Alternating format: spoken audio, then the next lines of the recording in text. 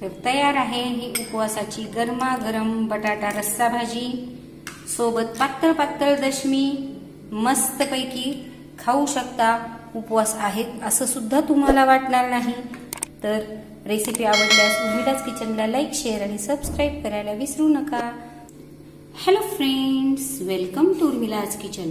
नवरात्र उपवास dish series मध्ये आज आपण बनवणार आहोत ती ही बटाट्याची रस्सा भाजी. नक्की ट्राय करा. आणि उपवासाची बटाटा रस्सा भाजी करण्यासाठी या मिक्सरच्या भांड्यामध्ये मी ओबडधोबड कूट घेतलेला आहे. आपल्याला ते सुरुवातीला बारीक करून घ्यायचं आहे. त्याच्यामध्ये मी हे ओलं खोबरं बारीक तुकडे करून याच्यात घालणार आहे. थोडंसं पाणी घालून याला अगदी बारीक मी वाटून घेते. या ठिकाणी मिक्सरमध्ये मी खोबरं आणि कुटाची अगदी फाईन पेस्ट केलेली आहे, पाहू शकता. याच्यामुळे आपल्या भाजीला दाटसरपणा येणार आहे आणि यासाठी आपण ही बारीक पेस्ट तयार करून घेतलेली आहे. दुसरीकडे मी कुकरला बटाटे उकडून घेतलेले आहेत. आता त्याचे छोटे छोटे पीस आपल्याला कट करून घ्यायचे. या ठिकाणी 2 मध्यम आकाराचे बटाटे उकडून मी त्याचे छोटे छोटे असे पीसेस करून घेतलेले आहेत. आपण पातेलं पण तापण्यासाठी ठेवलेलं आहे गॅसवरती आणि याच्यात मी 1 चमचा तूप घालणार आहे. मला तुपात ही भाजी आवडते. तुपात टेस्टही छान येते. तुम्हाला आवडत नसल्यास तेलात ट्राय करा. तूप टाकले. या बटाट्यासोबतच आपल्याला छोटा 1 चमचा मी हिरवी मिरची याच्यात घालते. याऐवजी लाल तिखट आवडत असेल वापरलं तरी चालेल. लाल तिखटामुळे भाजीला छान रंग पण येतो. 1 मिनिट हे तेलात परतून घेते मी. मिरची पण परतेल आणि टेस्ट छान येईल.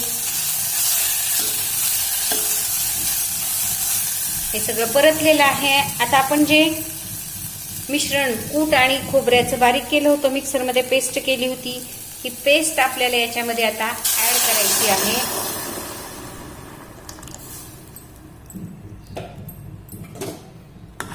हलवून पहा. तुम्हाला हव्या त्या कन्सिस्टन्सीचं तुम्ही बनवू शकता. तुम्हाला पातळ हवी असेल पातळ, घट्ट हवी असेल घट्ट.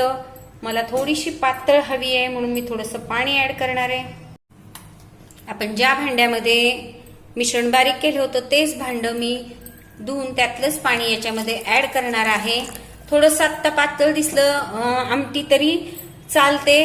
काही काळाने ती आपोआप आटते कारण आपण उकडलेला बटाटा याच्यामध्ये घातलेला आहे. मला हवे त्या कन्सिस्टन्सीची आता ही आमटी झालेली आहे. आता याच्यात फक्त आपल्याला ऍड करायचं राहिलंय ते हे सैंधव मीठ चवीप्रमाणे मी घालतेय. तुम्हाला जर आंबट गोड आमटी करायची असेल तर याच्यामध्ये तुम्ही चिंचेचा कोळ आणि थोडासा गूळ घातला तरी चालेल. मला झणझणीत हवी आहे म्हणून मी तो ऍड केलेला नाही. खूप छान लागते. दशमी याच्यामध्ये चुरून खाल्ली तर उपवास आहे असंही वाटणार नाही. पोटभरीसाठी ही आमटी खूप उपयोगी ठरते. 5 मिनिटापर्यंत आपल्याला मंद गॅसवर ही आमटी उकळायची आहे.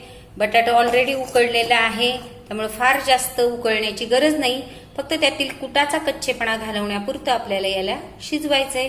5 मिनिटं हे आपण असं शिजवून घेऊ आणि नंतर मी सर्व करते. 5 मिनिटं झालेले आहेत. आपली ही बटाट्याची रस्सा भाजी म्हणा, आमटी म्हणा, उकळून तयार आहे. पाहू शकता खूप छान दिसते.